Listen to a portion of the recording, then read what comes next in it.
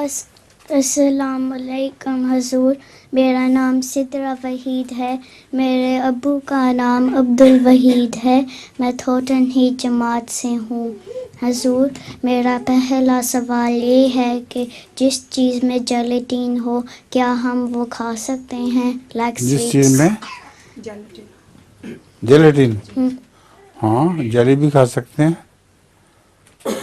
जिस चीज़ में जेलेटिन का क्या मतलब है? स्वीट्स में होती है, बच्चों की स्वीट्स में होती है। बच्चों के स्वीट्स वगैरह में जेलेटिन कई दफ़ा डालते हैं। नहीं, जेलेटिन जब जेली खाते हैं जी जेलेटिन से जी हुजूर, डालने से क्या फ़र्क जी पड़ता है? हुजूर। मैं ही खाता हूँ जेली, कोई नुकसान नहीं।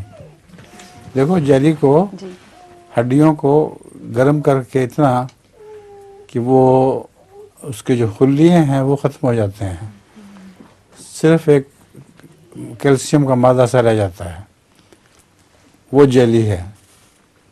उसमें ये बहस नहीं है कि मर्द मुर्दार का जो की हड्डियाँ या किसी चीज़ की हैं, वो सब एक असर नौ वो खुराक बन जाती हैं, जो मना नहीं है।